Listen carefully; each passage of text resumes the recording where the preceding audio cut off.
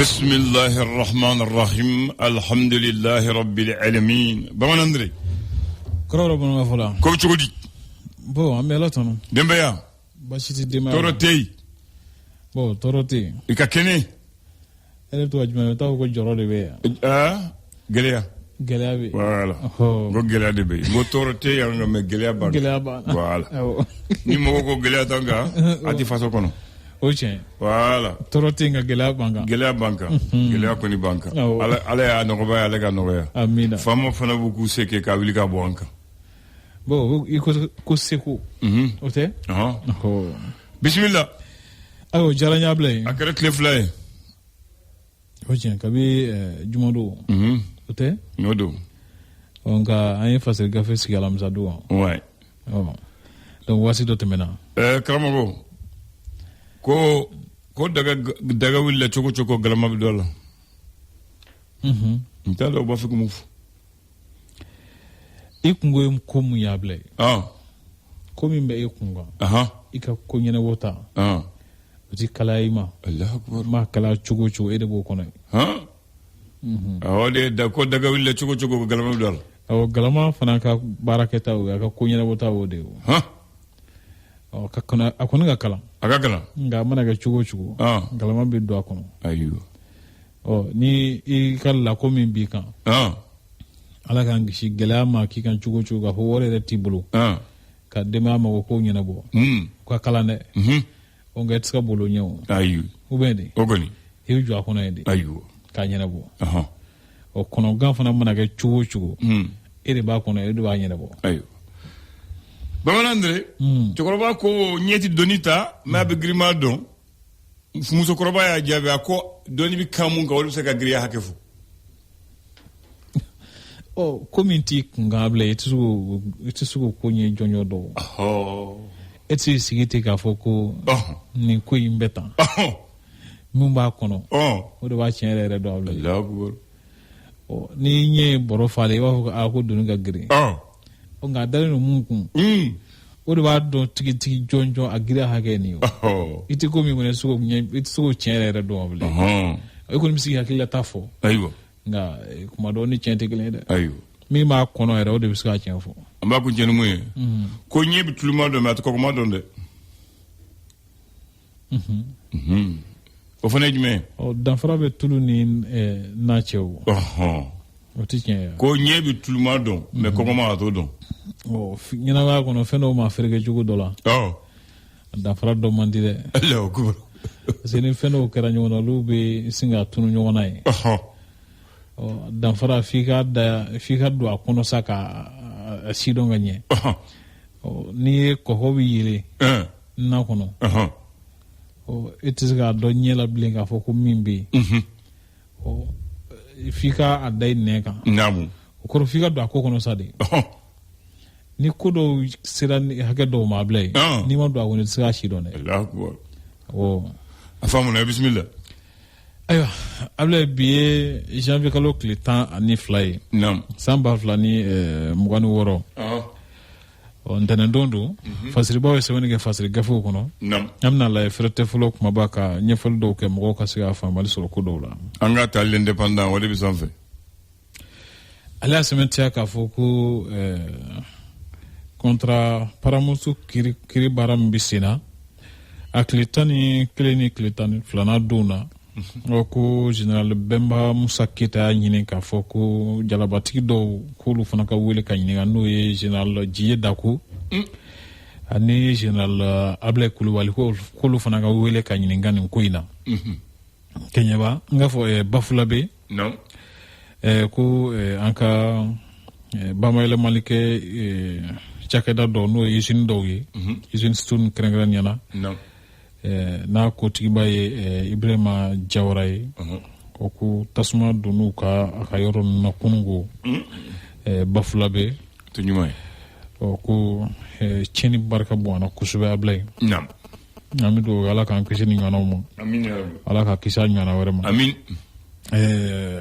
mawdo aga sama kale ka kiriko kera Kodwari jabi kanga di kalusaina ngaku jigina kritela nyini ka foko sanduru ka soka dama karamɔgɔ Sinago ni ale kun ye layidu ta k'a fɔ ko ale bɛ se ka Mali sebaya di Mali ma kan na ko nka ko ni 100,000 sɔrɔla ka d'a ma Ablaye ko amina ni jɔnjɔn maa ko fɔlen ko polisiw y'a wele k'a ɲininka dalakan na l'essor faso ka fasiri ale ko CAN 2025 an ka dege karamɔgɔ Tom y'a jira k'a fɔ ko ale kɔni bɛ se ka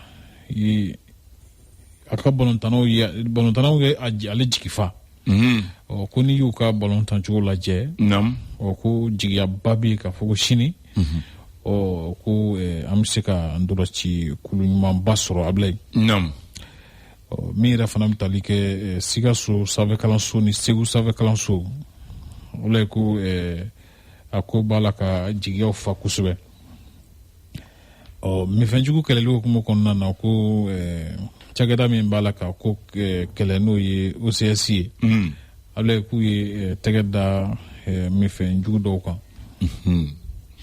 le Zénith Bale ale y'a sɛbɛntiya k'a fɔ ko Mali senandɔlɔci ko yalima ko yɛlɛma jɔnjɔn bɛna kɛ walima a bɛ to kurun ka dafiri siɲɛ kelen de ɲininkali min bɛ fɔlɔ i b'a ye k'a fɔ ko janvier kalo tile 14 a bɛ maa hakili jigin jamanadenw ka bɔliba la ka CEDEAO ka ɲakiliw k'u ka nisɔngoya jira o hukumu kɔnɔna na Ablaye Zénith kɛlen ka hakili jigin kɛ o don kow la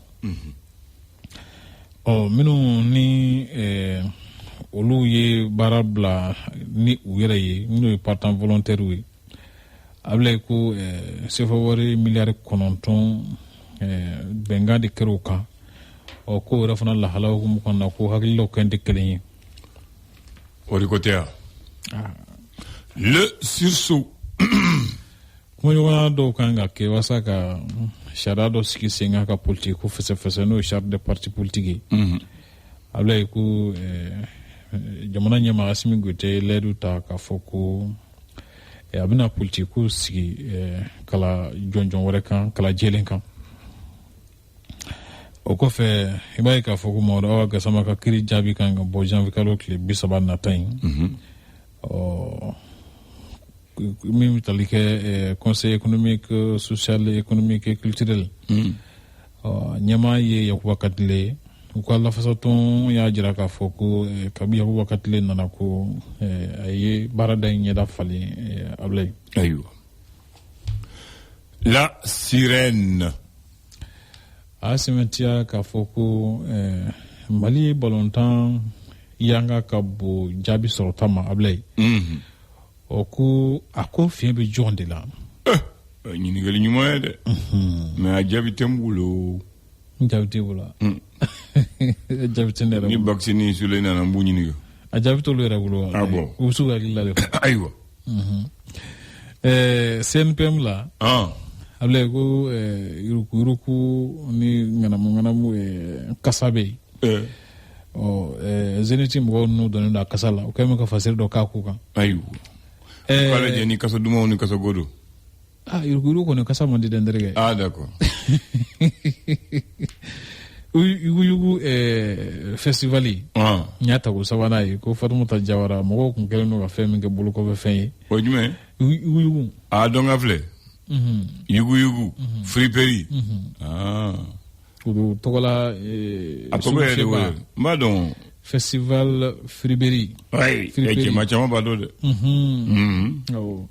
depuis maa b'u dɔgɔ da malo halisa mɔtu malo i bɛ taa sɔrɔ u birilen don fo b'a sama ɲɔgɔn bolo sisan sisan kɔni mɔgɔw y'a faamu sisan fɔlɔ mɔgɔw tun bɛ malo maloya tun bɛ yen sisan u b'a sama ɲɔgɔn na fɛ ne de y'a ta fɔlɔ e de y'a ta le témoin an ka taa fɛ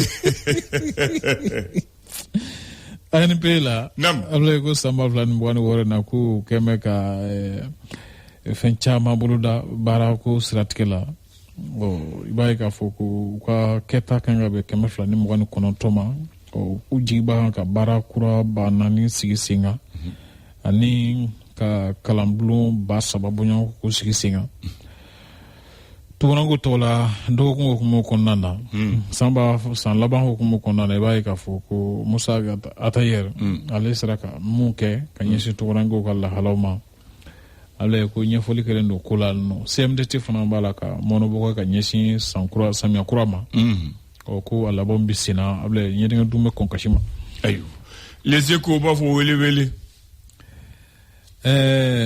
Yves Bissouma Mali jalatigi Samataso ka jalatigi ale ko a jira k'a fɔ ko kuma de ka ca Samatasika ko in na nka ko kɛta ka dɔgɔ min yɛrɛ fana bɛ tali kɛ Bafulabe ko usine 3 ko tasuma donna olu la ɲɔgɔn fɛ waati kelen jatigɛwalikɛlaw fɛ Bafulabe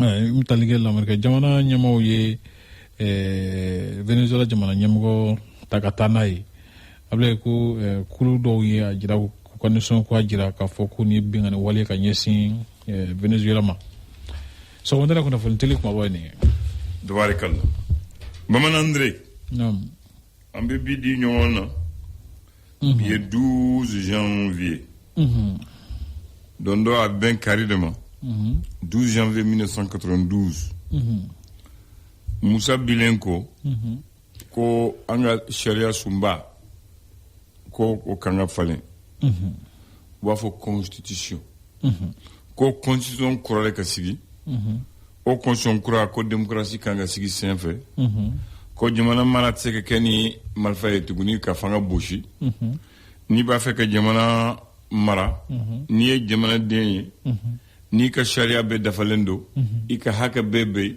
i bɛ se k'i kan bɔ k'a fɔ i bɛ kɛ président ye i bɛ se k'i kan bɔ k'a fɔ i bɛ kɛ député ye bulon wasaden ye i bɛ se k'i kan bɔ i bɛ se k'a kɛ maire ye ou conseiller ye ko tant que ye malien ye i ka si tɛmɛna san 18 kan i ma deli ka don kaso la i ma tanama ko kɛ i b'i ka sariya la a ka kan i k'i kan bɔ ko n'i ye malien ye fana ni si bi san 75 la ka taa n'a ye fɔ san 90 la président ɲɛma i bɛ se k'i kan bɔ a ma mais k'a sɔrɔ seulement i b'i ka hakɛ la donc o sariya ko parti politique ka créer Mali la ko ten ko radio privé ka créer Mali la démocratie ka kɛ association ka créer o sariya ko o bɛ taa maintenant u ye sariya sun de sigi sen kan u b'a fɔ o ma constitution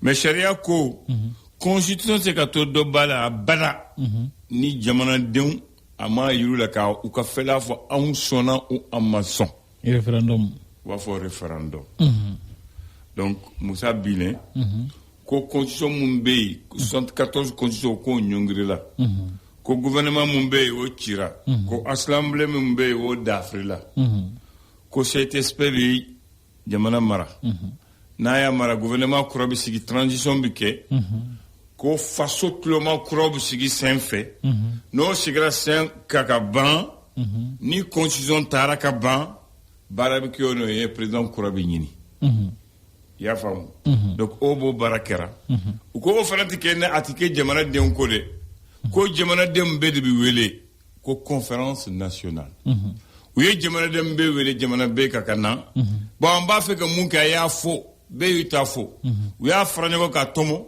u bɛnna mun kan o de kɛra constitution ye o constitution u ko bon a filɛ nin ye u y'a di jamanaden ma tile 15 ko a kɔrɔna aw ka a lajɛ n'a kɔrɔna bɛnnaw ma fɔlɔ a kɛra ko bon a ye taa kala ta n'aw sɔnna n'aw ma sɔn fana a fɔra a banna an bɛ se k'a kan o de kɛra le référendum constitutionnel du dimanche 12 janvier 1992 an bɛ don mun ɲɔgɔn na jamana taw taara ko mɔgɔw kun ka taa kalata kɛ u ye recensement kɛ ko a bɛ bɛn 5 233 votants mɔgɔ 5 ni ba 200 ni dɔɔni voilà ko 3600 bureaux de vote à travers tout le pays votekɛyɔrɔ 3000 3600 bureaux de vote ani 600 ko kalata ni bɛ kɛ jamana yɔrɔ bɛɛ la waati kelen yɔrɔ kelen jamanadenw bɛɛ fɛ o de ye référendum ye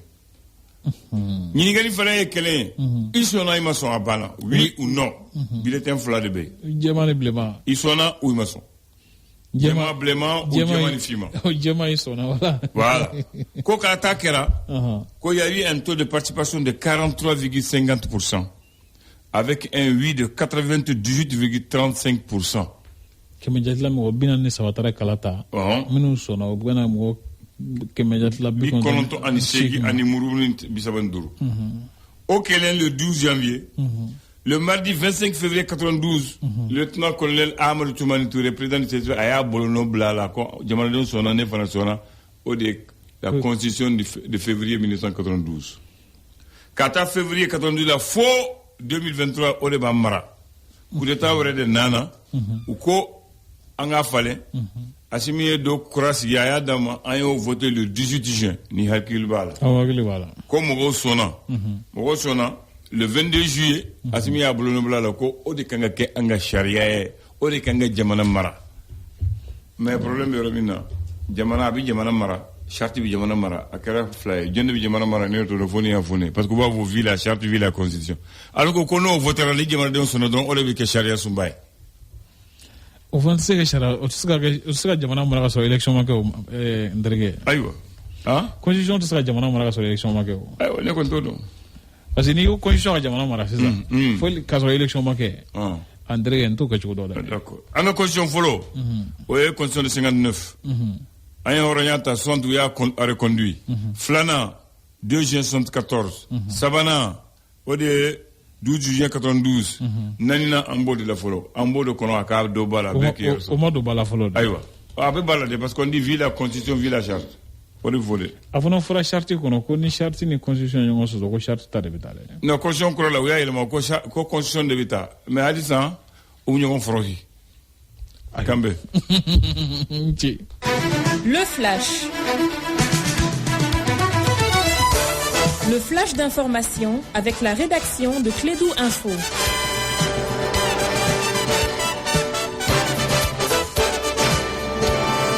Bien, tu as la permission pour informer les gens. C'est le flash à cette Founé Samaki. Merci beaucoup. Actualité nationale, blocus imposé par le JNIM sur la ville de Nioro du Sahel. Les principaux axes routiers sont bloqués, ce qui rend difficile l'approvisionnement de la ville et les mouvements des populations. Les prix de certains produits alimentaires ont grimpé. La population appelle à l'aide. Une pinasse a chaviré dans la nuit du jeudi au vendredi sur le fleuve à Diré dans la région de Tombouctou. Selon les sources locales, le bilan provisoire fait état de 4 morts, 24 blessés et de plus d'une trentaine de disparus. L'embarcation quittait la foire de Bourem Sidi Amar pour Tonka. Les opérations de recherche se poursuivent. Actualité internationale, le gouvernement soudanais a officiellement regagné Khartoum hier dimanche 11 janvier. Le premier ministre Kamel Idriss a annoncé le rétablissement des services publics essentiels, hôpitaux, écoles, réseaux d'eau et d'électricité. Cette étape survient après la reconquête de la ville par les forces loyalistes en mars 2025 après avoir été chassées par les forces de soutien rapide FSR dès avril 2023. Au tout début de la guerre civile. Malgré cette avancée symbolique, la situation humanitaire demeure critique. Selon l'ONU, plus de 9 millions de personnes ont été déplacées à l'intérieur du pays et 4,3 millions ont trouvé refuge à l'étranger. En Ouganda, à quelques jours d'élections cruciales, le parti au pouvoir, les NRM, peut compter sur un soutien indéfectible d'une partie de la population qui se mobilise pour un 7e mandat du président. Pour ses électeurs, le président actuel incarne la stabilité et le développement face à une opposition perçue comme une menace pour la paix. L'Iran menace de riposte en cas d'attaque américaine alors que les manifestations nationales en Iran entrent dans leur 3e semaine. Téhéran a averti qu'il riposterait si les États-Unis attaquaient. Le président américain Donald Trump a menacé à plusieurs reprises d'intervenir pour protéger les manifestants face à la répression meurtrière des forces de sécurité. Le président du Parlement iranien, Mohamed Bakr Kalibaf a averti qu'Israël ainsi que l'armée américaine et ses centres maritimes dans la région deviendraient des cibles légitimes. C'est tout pour ce flash. Abdoulaye Andal. Merci beaucoup. C'est vrai, c'est légitime. Chacun doit se défendre et défendre ses intérêts dans ce pays maintenant où on ne sait pas comment se tenir. Merci à toi, bonne semaine à toi et bonne semaine à nos auditeurs. Tout à l'heure, c'est Ousmane Oulé Diallo qui commencera la deuxième partie de la matinale. De jeu responsable. Jouer, c'est avant tout se divertir. Le pari doit rester... Parce que tiɲɛ wɛrɛ fɛn tɛ bɔ a la dɛ dɔ de bɛ fara kan ka taga an bɛ to o de kɔnɔna na an nana don kuranko la je pense que kuranko ma daminɛ sisan depuis tigɛli fitini don fo ka n'a kɛ sa tigɛli badabada a jora an na mɔgɔ si tɛ kuma depuis an bɛ kuma an tɛ kuma bilen sisan an sera. a ko IBK bɛ a b'a fɔ IBK n'o don ko sisan dɔw yɛrɛ ɲini ka ko la ko faama bɛ yan. waati hakili b'a la tagamaw yɛrɛ bɛɛ kɛra a ko la ka protester ko kuran tɛ an bolo nka sisan je pense que sisan ta bɛ ɲini ka juguya ni o ye. a bɛna juguya wa a fɔ a juguyara. Nga mɔgɔw tɛ ka kuma bilen an bɛ ka digi o fana na ou bien an digir'a la yɛrɛ ni bɛ se k'a fɔ ten mɔgɔw bɛ ka solution wɛrɛ bɛɛ bɛ ka essayer ka solution maa tɛ dege gɛlɛya la a t'an tɔɔrɔ bilen maa tɛ dege gɛlɛya la anw se de t'a la sinon maa tɛ dege gɛlɛya la nka bɛɛ bɛ ka essayer ka solution ɲini i yɛrɛ ye dɔɔni dɔɔni je pense que essence ko ka gɛlɛn o ma mada la ni k'a fɔ i bɛ se ka solution ɲini i yɛrɛ ye cogo dɔ la ten tɔ ka a ko latɛmɛ essence ko gɛlɛya daminɛ ni sisan cɛ an bɛ se k'a fɔ an kun fɛ waati ni ko de don tile fila kɛra a kun y'a daminɛ ka nɔgɔya dɔɔni nka sisan gɛlɛyaba de b'a a ko la kunu yɛrɛ dɔrɔn ɲɛ bɛ dɔ ka message la an b'a tigi fo yan nɔ an ka auditeur ba dɔ don Sadu Dumbo a ko k'a ye essence ɲini ka bɔ Bamako yan fo Jalakɔrɔbugu ka segin ale yɛrɛ fɛ a bɛ essence sɔrɔ a ma essence sɔrɔ o yɛrɛ jateminɛ fɔlɔ min b'i kun o jenina i ni wɛrɛ tɛ ka segin ka na ka tila ka taga ara minɛ Ɲamana su kolen mɔgɔ min bɛ soli ka taga baarayɔrɔ la sɔgɔmada fɛ o sɛgɛn yɛrɛ dɔrɔn ka taa ara minɛ Ɲamana turu bɛ ɲini ka s'u ma ko essence banna donc a bɛ na ni gɛlɛyaba de ye i bɛ tila o la wagati o wagati essence yɛrɛ tɛ k'i kun n'a fɔra sɔgɔma fana ɲini i ka taga baarayɔrɔ la a ka gɛlɛn kosɛbɛ parce que min ye mototaxi o fana tɛ se ka taa olu fana b'a fɔ k'u bɛ taga aran de kɛ donc a bɛ na ni gɛlɛya ye secteur caman na an ɲɛ bɛ essence de la sisan mais a gɛlɛya bɛ tila ka refléter fɛn caman kan transport nafɛnw sɔngɔ mɔgɔw ka déplacement sɔngɔ a bɛ na ni gɛlɛyaba de donc an bɛ se ka min fɔ dɔrɔn u ka essayer ka solution parce que nin tɛ se ka kɛ gɛlɛya badabada ye k'a fɔ ko nin semaine kɔnɔna na n'an ye tile fila kɛ an ye essence sɔrɔ essence sɔrɔ fo an ka to hami ni miiri la an bɛ taga cogo di bi baarayɔrɔ la je pense que u ka gɛlɛn kosɛbɛ jamana ɲɛmɔgɔw kan k'u hakili to a yɔrɔ la.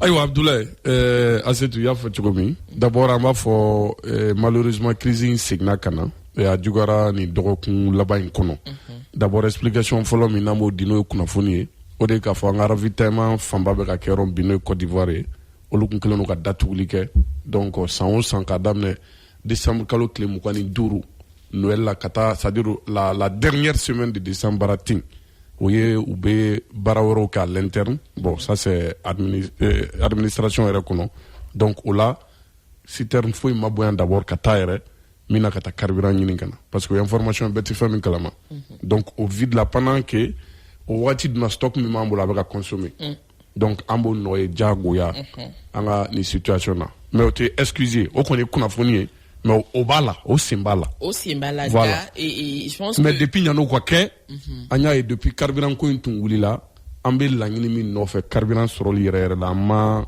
malheureusement a ma sɔrɔ ten o tɛ donc bi pour dire aux autorités Kamisoko ye kuma min fɔ est ce que nin fana de bɛna kɛ an taalan ye wa a kɛra o ka bon voilà bon o de ye kojugu yɛrɛ ye parce que dɔ de bɛ ka fara dɔn kan ça a commencé le 4 octobre en octobre, novembre, décembre, on est au 12 janvier. Ni akili bala en octobre ina. Andan auditeur ou club na obseka ni janvier ban soronna. En janvier la bi. On a la ini tunte. Mais parce que ne be ka situation jate na be comme kuma do an fana be relâche de ke kojugu. Relâche de Sekou. Ne a foya ko ne resege. Tant qu'on score, on va escorter le carburant en butonine. Oh, parce que Mouna, il faut changer de stratégie. Tant qu'on va escorter avec Antala, oui. Famo de Kanga Ferreira de Guinée. Oui. Sinon, qu'à escorter Kanae, en butota. Oh, bon, situation de la Rachugo. Je crois que ni Jamana Nyamaya Kalfale Maula Waratim now de. Ou le Kanga Ferreira. Voilà. Neko, net na kumorede, ou le Kanga Ferreira. Voilà. ne y'a fɔ ye n ko u tɛ se kudayi ka escorter a tɛ se ka laban a tɛ se ka laban an kana tiɲɛ c'est perte de temps c'est dépôt d'énergie mobilisation de force a tɛ se ka an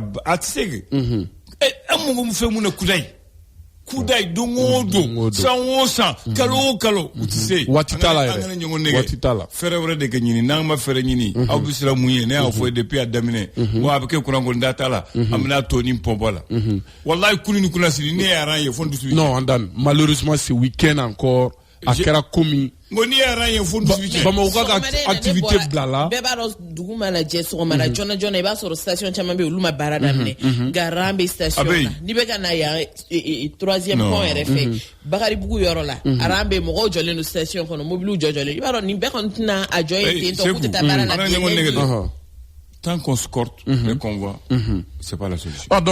Même le ministre Moussa Alassane qui aime parler, il a dit que la crise est avant nous, maintenant derrière nous là, donc nous siglendo ko wili nous wilendo ku chesse wilendo aywa kuma bana donc mais Andane même il faudra et puis il faut qu'un fait nos signaler fana moi je pense que Sternou be escorte kanana ouye Bamako ya no ou be bossira joli fait Côte d'Ivoire sera eux au fond en a que ça ni Côte d'Ivoire au sira fin d'année na au lutte barake donc gele abedo kai sira kankana kenyiba kai sira rete o jorori o abena parce que la dernière fois mbeka bo kenyiba kana ani ubena sira kan o ya soro afora ku temena depuis jeudi Kabo et mais vendredi en tagarakun ou la sira là il y a un la retardé en sira et Sebekoro à 19h alors qu'en bora 5h du matin en sira 19h sira teno moi je me demande au lugo et kuka sira ko beta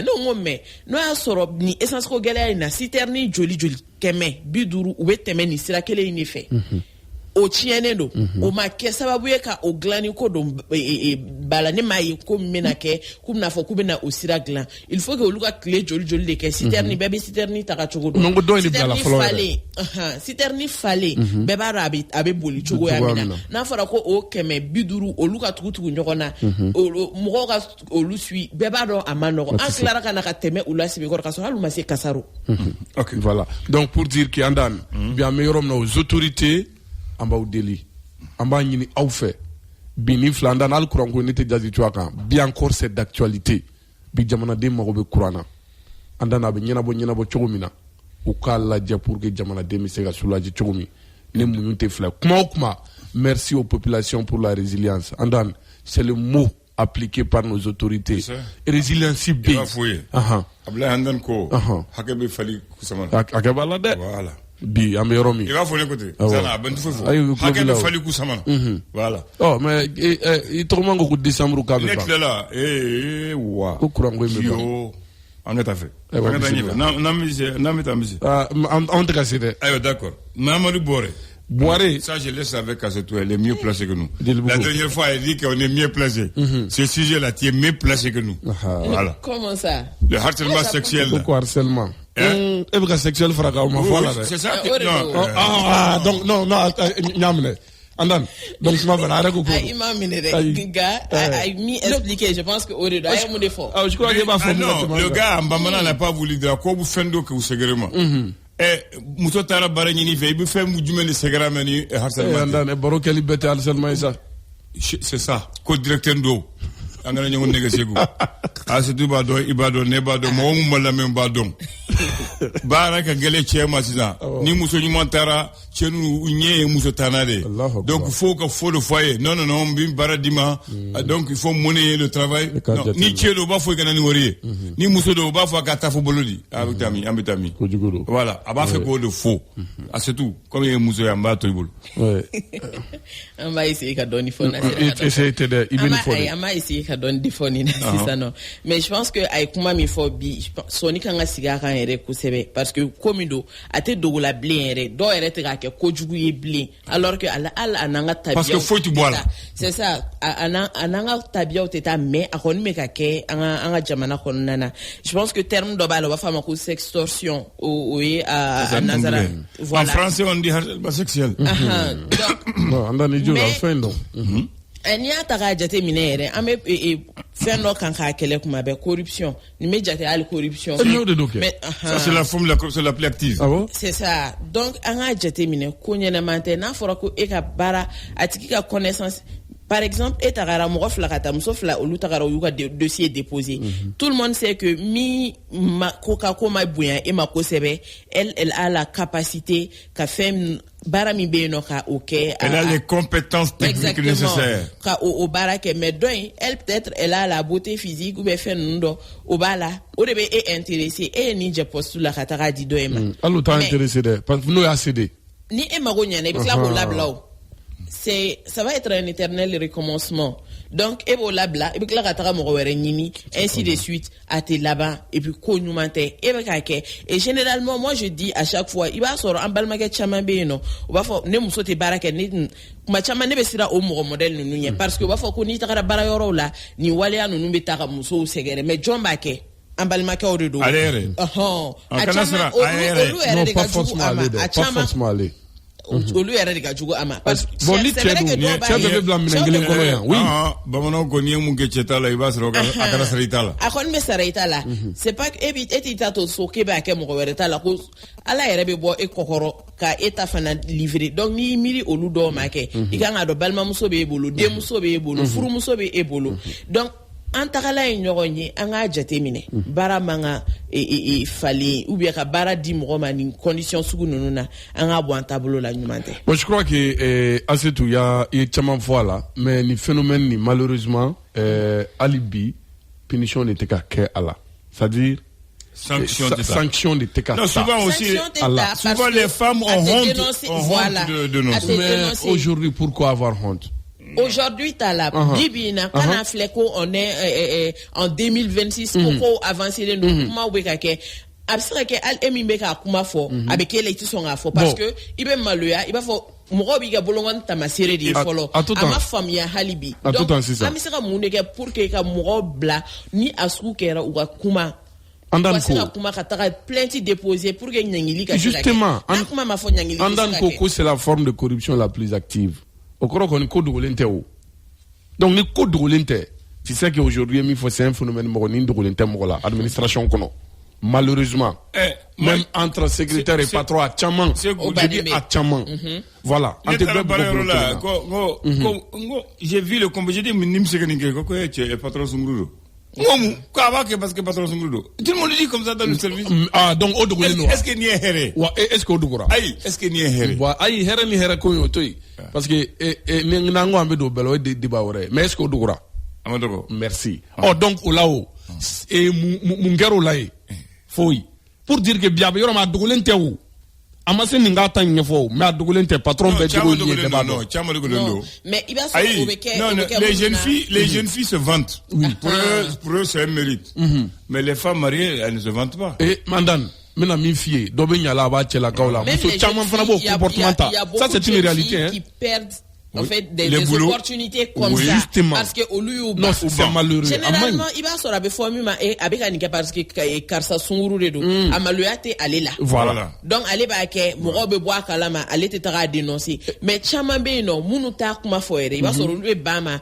ou te bara soro o doron kama be to so c'est malheureux non seulement ni banama ni fonctionnaire comme patron de cette équipe là toujours tu es mal noté, tu es mal vu, il y a toujours des reproches. Finalement, on te rend l'environnement infernal. Oui, non, ce n'est pas bon. Malheureusement. Voilà. Malheureusement, alors que c'est pas une mangagne. Ni conscience professionnelle de. Irait. C'est une compétence morale d'abord avant professionnelle. Voilà, donc moralement, il t'a fait minga ke. Et ce n'est pas seulement dans les bureaux, hein. Même à l'école, certains enseignants le font. Voilà. On appelle ça les notes sexuellement transmissibles, d'après les jeunes filles là. Voilà. Donc, faut arrêter ça. Voilà. D'un bibolo. Oui. Balma muso bibolo. Ire furumso bi ire bolo. Et dans tous les corps, hein. Même dans l'armée, on nous dit ça. Partout. Non, ce n'est pas seulement l'administration, ce n'est pas l'école, partout. Au Mali. Donc, à Dogole no fan même blé. Voilà. C'est pour ça que je te dis c'est la forme la plus active au Mali. C'est qu'on va arranger. Voilà. C'est pas que on va arranger. Non, on sort par exemple, moi on fait un nyangi no bokedo. Mais merci. Asira kuma mandan nyangi ningelaw. Mais on le gabarado. Tu as compris. Merci. Ayiwa ala ka sababu ɲuman k'an ye balimamuso courage koyi n'a ma ɲɛ yɔrɔ min a yɔrɔ wɛrɛ lajɛ. aw yɛrɛ ka ɲɔgɔn sensibiliser. awɔ Andani n bɛna min f'i ye ni bɛɛ kɛra anw ɲɔgɔn ye nin ko in bɛ ban. non tuma dɔw la fana patron jo b'u la dɛ. n bɛ k'o fɔ parce que Asetu bɛ kuma bɛɛ fɔ cɛ kan a tɛ foyi fɔ muso kan. non ayi non o côté de ne hakili la a bɛna se o ma parce que aw fana n'a bɛ taa baara in sali ɲini a bɛ duloki don mais aw fana sa a ye sabali. Andani a bɛ jupe don a bɛ duloki sugu don. Pardon il y a des jeunes filles dɔw bɛ taa Andani qui s'habillent même pas correctement. C'est ça que j'ai dit. Qui provoque. Aïe, habillement est de matin, mais qui provoque. Si ça provoque, tu as le droit qu'à fois aïe. Mais c'est pas parce que aïe fini modèle d'odo qui veut co modèle d'odo ta segere. En quand tu recrutement drama pardon. Bara yoro yere kono. Anga ke ebe yano déjà. Hein, tu travailles déjà à Clédou. OK. Ebe bara yoro là déjà. Mais do yere harcèlement que patrona.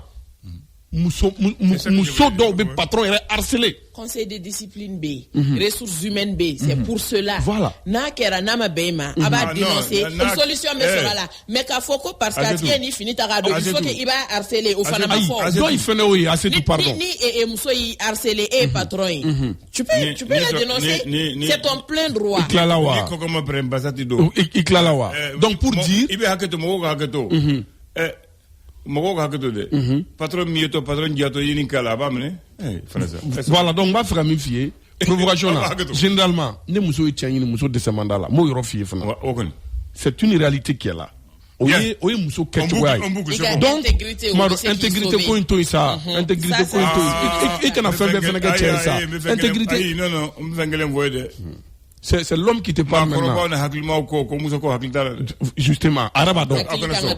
Fais moun bese ki kunu kana so ki nemu. Ayi, hakili kana douala. N'aw tara bara la koni beba ta kundo. Ni beba la. Le référendum c'est quoi? Le référendum c'est quoi? Un référendum.